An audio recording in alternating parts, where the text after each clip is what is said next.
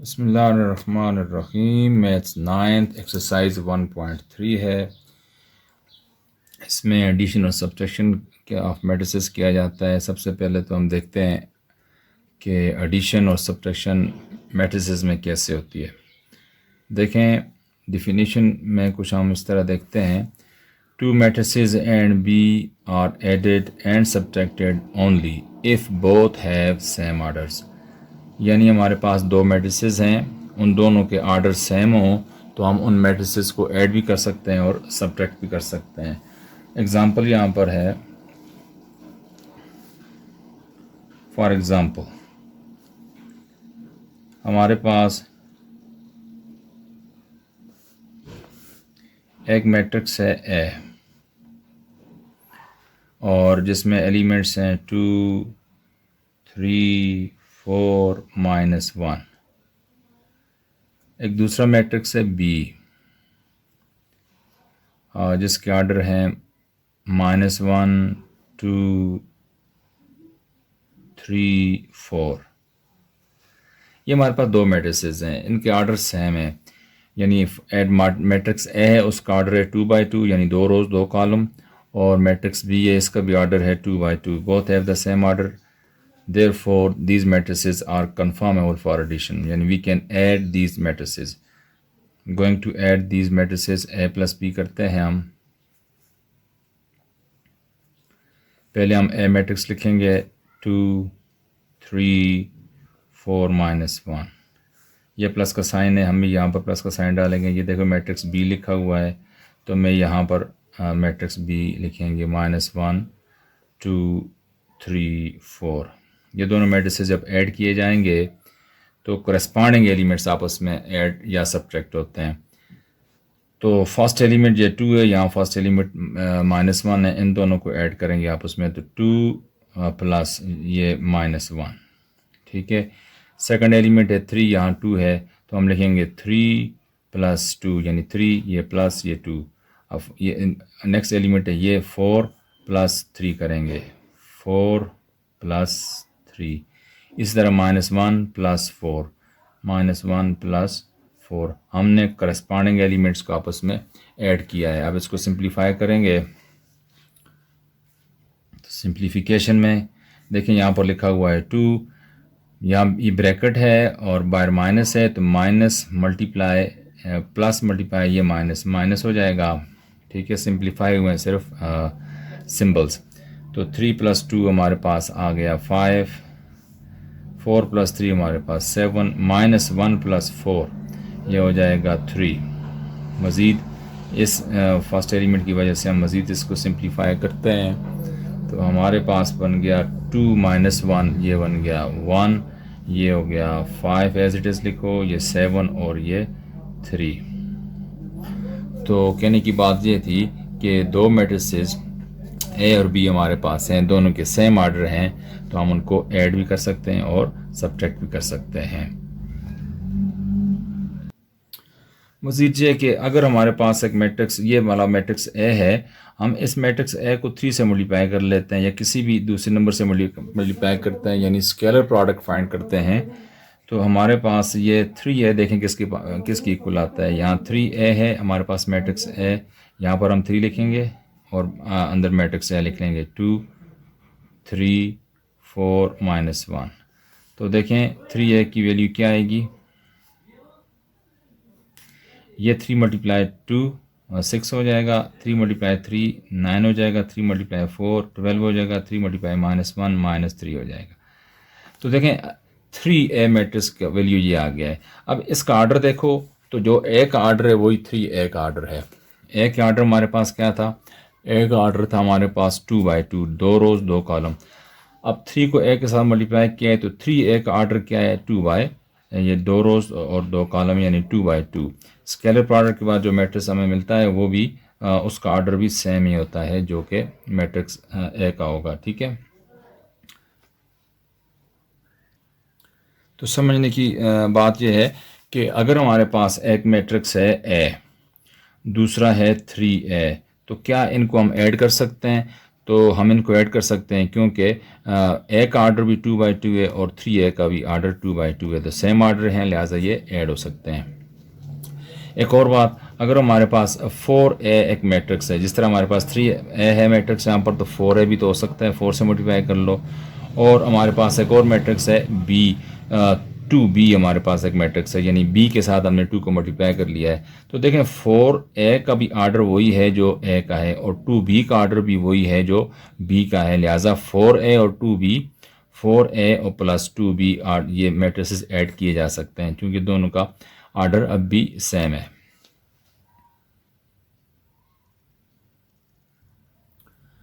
Exercise 1.3 का question number 1 है, statement लिखी है let A and B be 2/3 matrices, यानी ए और बी दो मैट्रिसेस हैं जिनका आर्डर 2/3 है, यानी 2 rows 3 column. And let C and D, C और डी दूसरे दो मैट्रिसेस हैं बी 2 स्क्वायर मैट्रिसेस। यहाँ 2 स्क्वायर मैट्रिसेस का मतलब यह है कि इनका आर्डर 2/2 है, यानी सी का आर्डर भी 2/2 है और डी का आर्डर भी 2/2 है। Which of the following matrices are defined, नीचे मैट्रिसेस दिए हुए हैं, कहते हैं इनमें से कौन से ये डिफाइंड है, हम कर सकते हैं, उनको सॉल्व कर सकते हैं। For those which are defined, जो डिफाइंड हैं यानी जिनको हम फाइंड कर सकते हैं, give dimensions of the resulting matrix, हमने जो मैट्रिक्स हमें हासिल होता है उस रिजल्टिंग मैट्रिक्स का हमने डायमेंशन भी बतानी है, यानी उसका आर्डर भी बताना है। Dimensions mean order. अब देखें पहला जो पार्ट है इस क्वेश्चन का आगे दिया हुआ है वो है a प्लस बी। चेक ये करना है कि a और b आपस में ऐड हो सकते हैं या नहीं। ठीक है, तो हम देखते हैं आर्डर ऑफ a,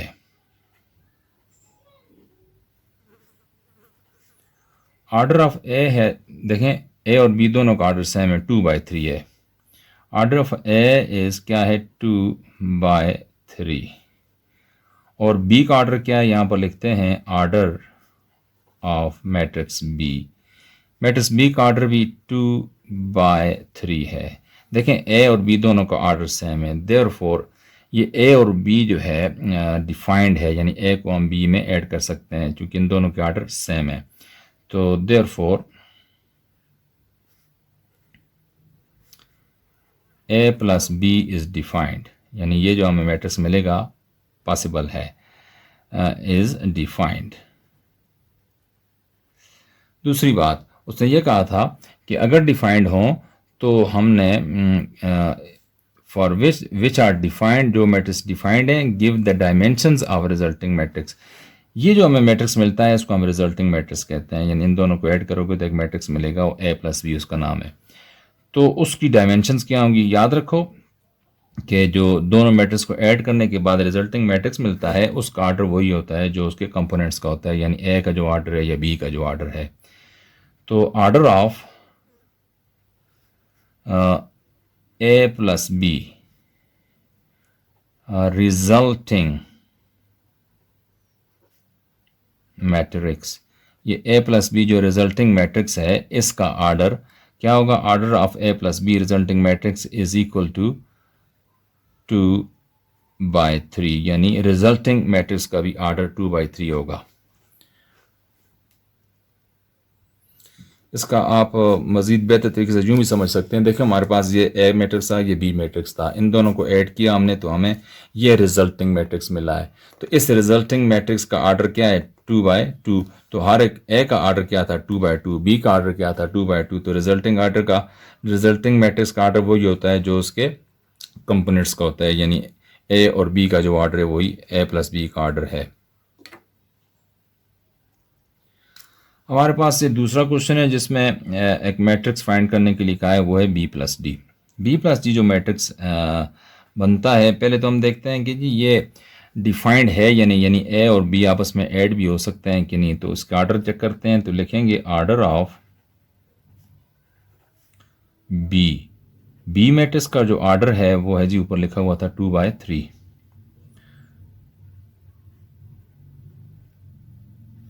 अब ये d है तो ऑर्डर ऑफ d लिखते हैं जी,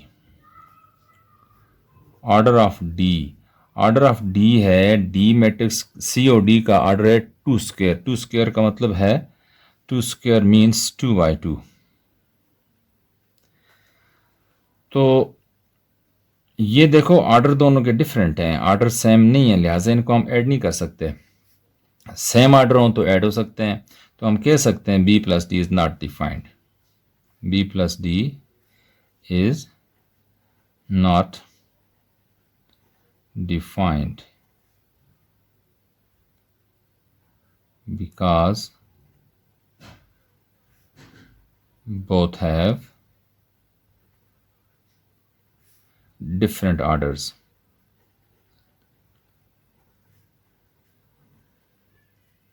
यूं भी ले सकते हो both have not the same order. हमारे पास थर्ड पार्ट है इसका 3a माइनस 2c। तो इसमें भी हम चेक करते हैं कि इसमें 3a का ऑर्डर क्या है। तो लिखें जी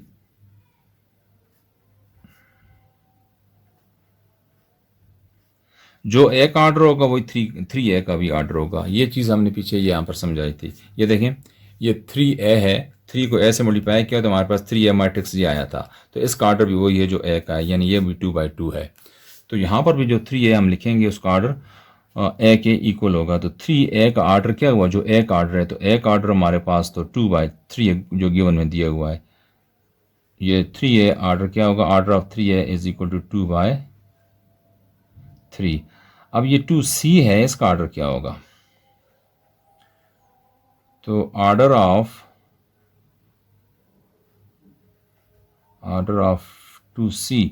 2c का ऑर्डर तो वही जो c का ऑर्डर होगा वो 2c का भी होगा, तो वो 2/2 है। तो दोनों का डिफरेंट ऑर्डर आ गया, लिहाजा therefore 3a minus 2c is not possible या is not defined. Therefore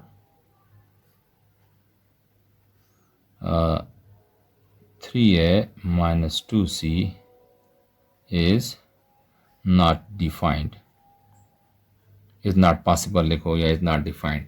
reason में लिख लो because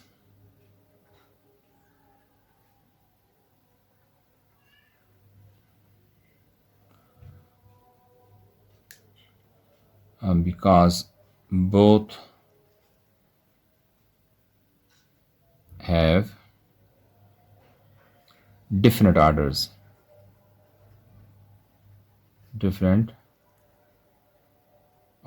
दोनों के डिफरेंट ऑर्डर्स हैं, इसलिए ये ऐड या सब्ट्रैक्ट नहीं हो सकते।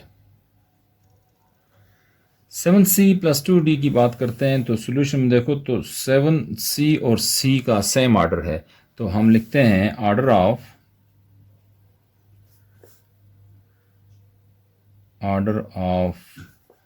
7c, जो c का ऑर्डर है वो 7c का ऑर्डर है। तो c का ऑर्डर क्या था, c का ऑर्डर तो 2 स्क्वायर है, यानी 2 स्क्वायर का मतलब है 2/2। तो ऑर्डर ऑफ 7c क्या हुआ, 2/2। और ऑर्डर ऑफ 2d क्या हुआ, जो d का ऑर्डर है, ऑर्डर ऑफ 2d, तो 2d का ऑर्डर बनेगा वो भी 2/2। Both have same order, therefore 7c plus 2d is possible या डिफाइंड। अब लिख लेते हैं यहाँ पर therefore 7c plus 2d is defined। Reason भी लिख लो because both have same order।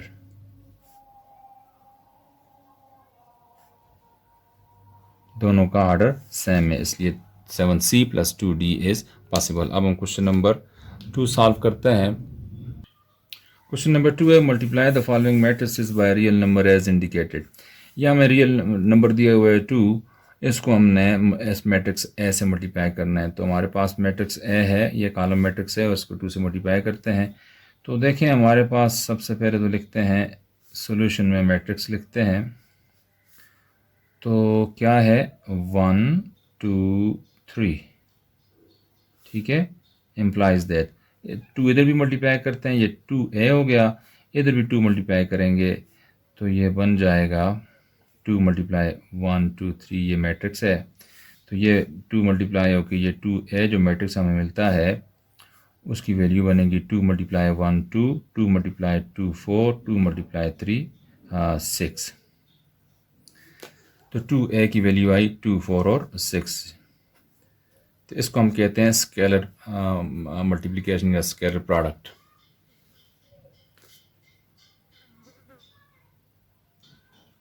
ये हमारे पास मैट्रिक्स b दिया हुआ है, इसको हमने p से मल्टीप्लाई करना है, जबकि p जो है कोई रियल नंबर है। तो अब हम देखते हैं, ये लिखा है p belongs to real number, यानी ये p जो है किसी रियल नंबर को ज़ाहिर कर रहा है। तो सॉल्यूशन में हमारे पास b मैट्रिक्स दिया हुआ है, रिपीट करते हैं a b c d e f, ये हमारे पास b मैट्रिक्स है, इसको मल्टीप्लाई करना है p से। तो इम्प्लाइज दैट ये p मल्टीप्लाई ये b, इधर p मल्टीप्लाई ये b मैट्रिक्स, हमारे पास a b c d e f। तो इम्प्लाइज दैट ये p b से मल्टीप्लाई होगा, बन जाएगा p b मैट्रिक्स, और इधर हम p को मल्टीप्लाई करेंगे तो p multiply a, p a लिखो या a p लिखो, बात a की है, यानी चलो p a लिख लेते हैं। p मल्टीप्लाई ये b, p b बन गया, p मल्टीप्लाई ये c, p c बन गया, p मल्टीप्लाई ये d, p d, p multiply e, p e, और p multiply f, p f। ये हमारे पास मैट्रिक्स बन जाता है। तो ये जब किसी मैट्रिक्स को किसी रियल नंबर से मल्टीप्लाई करते हैं तो हम उसको कहते हैं स्केलर मल्टीप्लिकेशन। तो ये स्केलर मल्टीप्लिकेशन हमारे पास आ जाती है, मैट्रिक्स को हमने किसी रियल नंबर से मल्टीप्लाई किया है। अब क्वेश्चन नंबर 3 है, find matrix x such that 4x is equal to this matrix. देखें 4x एक मैट्रिक्स हमें दिया हुआ है, इससे हमने x मैट्रिक्स की वैल्यू निकालनी है। तो क्वेश्चन को हमने रिपीट किया यहाँ पे। तो अब यहाँ पर देखें हम 4x है, ये 4 को एलिमिनेट करते हैं, तो ये 4x को मल्टीप्लाई कर लेते हैं 1/4 से, बोथ साइड, इधर भी 1/4 मल्टीप्लाई कर लेंगे, 1 2 1 4 2 3 -1 9 और 7। ये देखें ये 4 कट गया इस 4 के साथ, तो हमारे पास यहाँ पर रह गया x, और दूसरी तरफ जो हमारे पास ये 1/4 है, ये 1/4 मल्टीप्लाई 4, आप इसको 1/4 मल्टीप्लाई ये 1 हो गया, ये 1/4 मल्टीप्लाई ये 2 हो गया, 1/4 मल्टीप्लाई ये 1 हो गया। अब इसी तरह 4 से मल्टीप्लाई करेंगे, 1/4 मल्टीप्लाई 4, 1/4 मल्टीप्लाई ये 2, 1/4 मल्टीप्लाई ये 3। अब ये 1/4 मल्टीप्लाई ये -1, 1/4 मल्टीप्लाई ये 9, 1/4 मल्टीप्लाई 7। ये 4 भी 1/4 सबसे मल्टीप्लाई हो गया। अब इम्प्लाइज दैट ये x मैट्रिक्स, इसको हम सिंप्लीफाई करते जाएंगे मैट्रिक्स को, तो x मैट्रिक्स की वैल्यू निकल आती है। तो 1/4 मल्टीप्लाई 4, ये तो बन जाएगा जी 1/4, ये 1 मल्टीप्लाई 2 2, ये 1/4 मल्टीप्लाई 2, ये 2/4। इसी तरह ये 1/4 मल्टीप्लाई 1, ये 1/4, 1/4 मल्टीप्लाई 4, ये 4/4, ये 1/4 multiply 2, this is 2/4, and 1/4 multiplied 3 is 3/4. 1/4 multiplied -1 -1/4, ये हो गया 9/4, ये 7/4 मल्टीप्लाई किया था।